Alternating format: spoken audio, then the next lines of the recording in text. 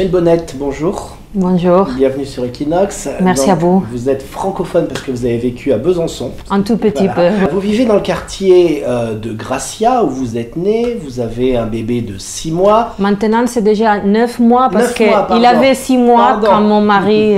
Voilà, quand effectivement votre vie a basculé au mois d'octobre, quand votre mari Jordi Cuixart a été emprisonné dans la prison madrilène de Soto del Real pour un délit de sédition et rébellion. Vous êtes un petit peu artiste. Vous aviez un style de vie bohème avec Jordi. On fait aujourd'hui une interview dans votre appartement. Disons que dans ma vie personnelle, j'étais déjà, parce que je suis surtout journaliste et documentariste, et alors on n'a pas des horaires, on fait un peu l'improvisation dans la vie quotidienne, mais c'est vrai que cet emprisonnement il est comme une sorte de bombe dans ta vie familiale, surtout si tu as un enfant très petit qui change très vite. Et cette première année de la vie, c'est très important parce qu'on fait plus de changements que dans toute notre vie. C'est-à-dire on commence à manger, marcher, parler, des choses comme ça. Et alors c'est un sacrifice de ne pouvoir partager entre père et enfant tout cet moment très spécial de la vie. Mais après...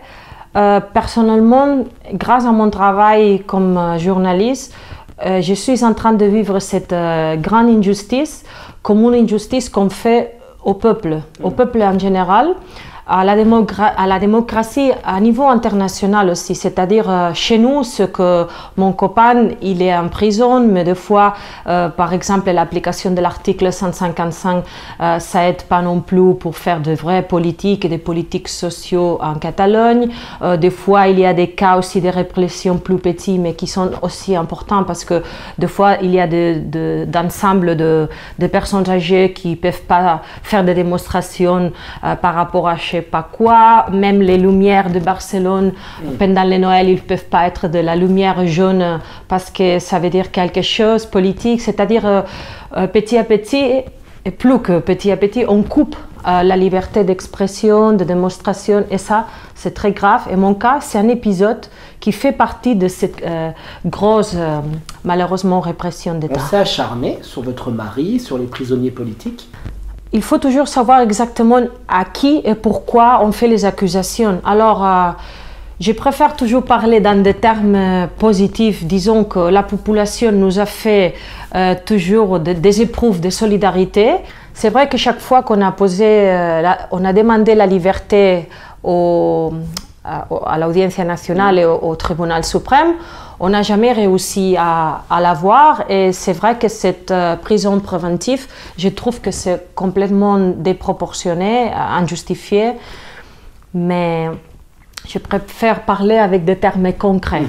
Alors justement, vous êtes positive, vous êtes optimiste, ça se voit. Est-ce que Jordi, il est dans le même état d'esprit que vous actuellement? Oui. On est positif et on est très fort, mais on est très conscient aussi de tout ce qu'on est en train de sacrifier, comme je vous ai dit au début de cette interview, c'est-à-dire on n'est pas con. Mais la seule façon d'arriver dans un état meilleur, c'est toujours se mobiliser avec de bonnes énergies. Moi, si je reste à la maison en train de pleurer ou me plaindre, je vais toujours rester dans la même position.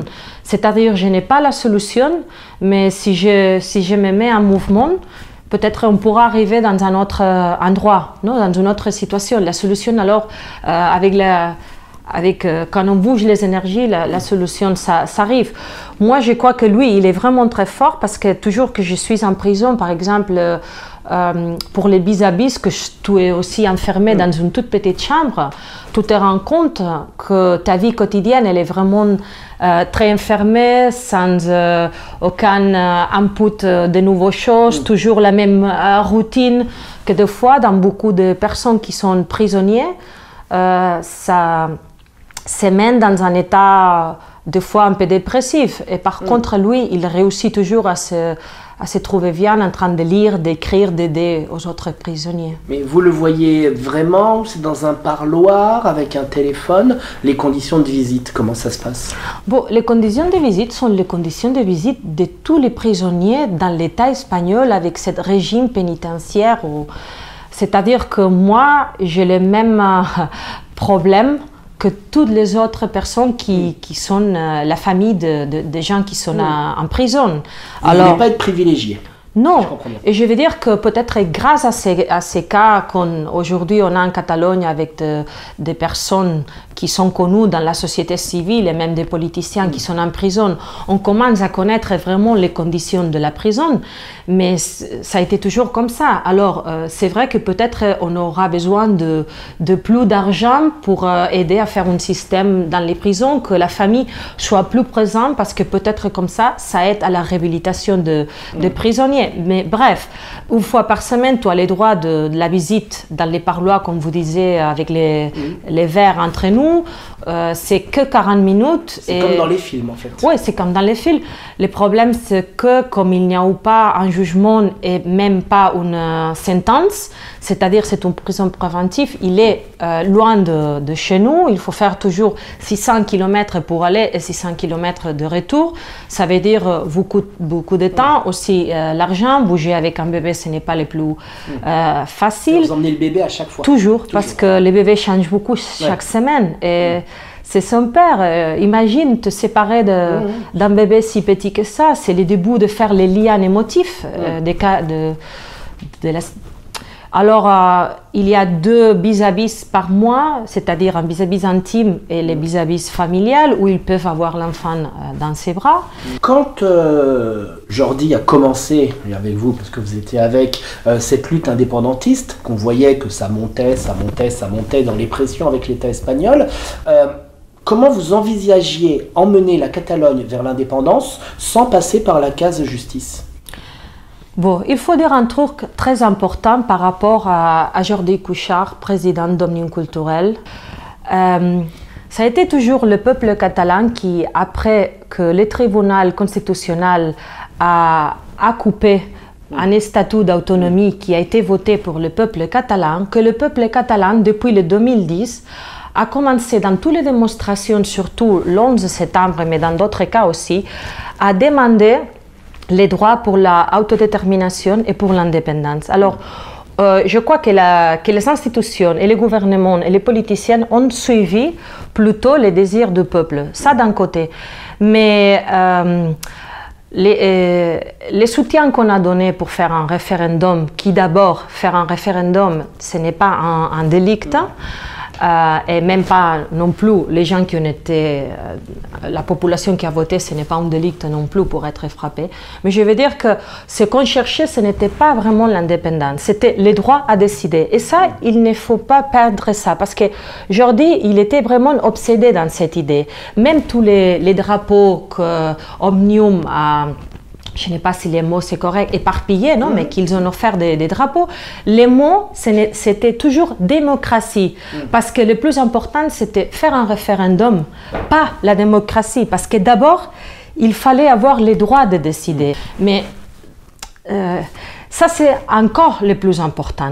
Mais il se doutait à un moment donné qu'il allait avoir des problèmes avec la justice. Il avait même enregistré des vidéos, au cas où il est en détention, etc. etc. C'est quelque chose que vous aviez parlé ensemble? Non, parce qu'il a reçu la notification pour aller à déclarer dans l'Audiencia nationale pour le 6 octobre. Et c'était un vendredi. Et quand il sortait de l'Audiencia nationale, il nous avait dit... il y aura des mesures cautelaires, une caution, soit c'est la prison. Et alors, depuis le 6 octobre, on savait que la prochaine fois, et ça a été 10 jours après, soit c'est la caution, soit c'est la prison. Oui. Mais après la violence le 1er octobre, vraiment, je crois que tout ce qui s'est passé dans ce processus, ça a été vraiment très fou, nous a frappé aussi beaucoup là, mais alors tout était possible.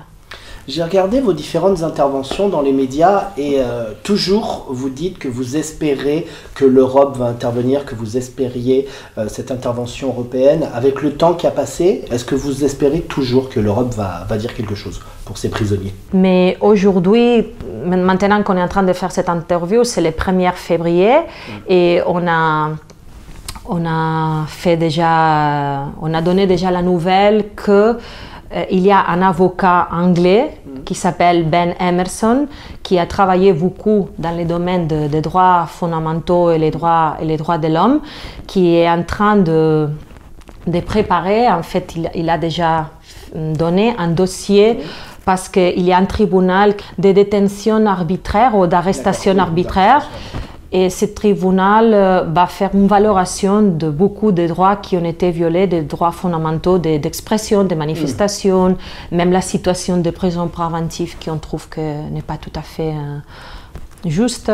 Et alors peut-être que grâce à cette démarche qu'on a fait dans des tribunaux de ONU, on pourra faire sentir un peu notre voix.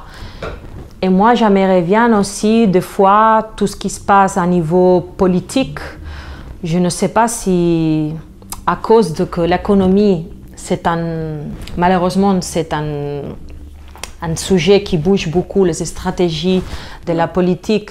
Peut-être qu'il ne faudra pas faire une dénonce publique, mais j'aimerais bien que les pays européens, que l'Union européenne regarde vraiment ce qui se passe en Espagne et même qu'il bouge ses influences, même si c'est dans le backstage, pour aider à trouver une solution qui ne soit pas juridique, qui ne soit pas policière, une solution politique.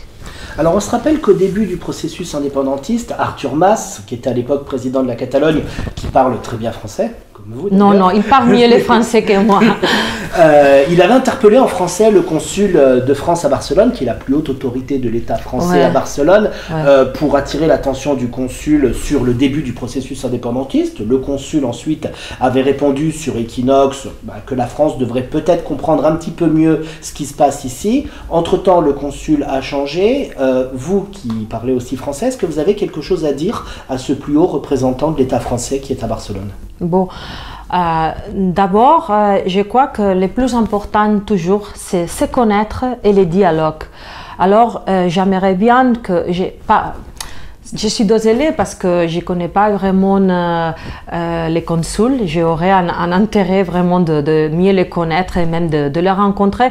Mais j'espère que lui, il pourra faire peut-être un petit effort de connaître la situation parce qu'il est déjà une personne qui habite ici, qui est mélangée dans la population catalane. En plus, il y a beaucoup de personnes françaises qui habitent à Barcelone et en Catalogne et je trouve que ce sont des personnes qui aiment beaucoup notre culture et alors il faut aussi qu'il aille un regard pour que toute la population française qui habite ici soit aussi, comme on dit, commode avec la situation. Mais ça serait bien qu'il observe tout ce qui se passe, qu'il observe si vraiment il y a des vulnérations des droits fondamentaux, s'il connaît vraiment que toutes les manifestations que les Catalans nous avons faites, on était toujours très pacifiques, parce qu'il y a des fois la tendance dans certains médias espagnols et même la justice espagnole de criminaliser les manifestations pacifiques. Et s'il pourra d'abord faire son informe et après peut-être parler avec des institutions qui sont à Paris, avec l'État de la France, parce qu'il connaît de première main tout ce qui se passe ici. Et je crois que ça sera bien que lui, il se rencontre peut-être avec les présidents du Parlement et d'autres personnes, même avec le vice-président d'Omnium, pour se mettre, pour avoir déjà des tête-à-tête. Et je crois que avec cette rencontre personnelle, on arrive toujours à mieux maîtriser, mieux trouver des solutions, faire des approches plus humaines, parce que la solution, c'est toujours à la moitié de tous les agences. Vous êtes une artiste, hein, vous avez travaillé pour de nombreux médias, pour ICAT, la radio, pour Catalonia Radio. Est-ce qu'aujourd'hui, cette souffrance que vous avez avec cet emprisonnement, vous le traduisez par de l'art, par quelque chose d'artistique que peut-être un jour vous publierez au grand public? Je trouve qu'avec l'art, on peut arriver dans d'autres publics que des fois ils ne sont pas intéressés pour, disons, la vie politique ou une certaine façon de raconter les choses très journalistiques. Et alors oui, j'ai déjà quelques idées dans ma tête. Le 12 février, on va faire une toute petite pièce au Théâtre Lliure parce qu'ils ont invité à différents dramaturges pour faire chacun sa pièce et moi je vais être l'actrice pour cette pièce, parce que je trouve qu'avec le théâtre, peut-être des fois on arrive à faire des connexions plus primitives avec les gens. L'art, c'est comme ça, nous, tu arrives vraiment à l'âme de gens. Je suis aussi très intéressée à l'art brut, alors j'aimerais bien de pouvoir faire des expos les dessins que les prisonniers font dans la prison, mais avec ça, il y a beaucoup de démarches bureaucratiques parce que pas toujours les prisons aiment ça. Mais je crois que dans l'écriture ou dans d'autres choses, dans les photos, j'aimerais bien faire quelque chose. Oui. Merci, Meritxell, d'avoir été sur Equinox. Merci à vous pour l'intérêt. Merci.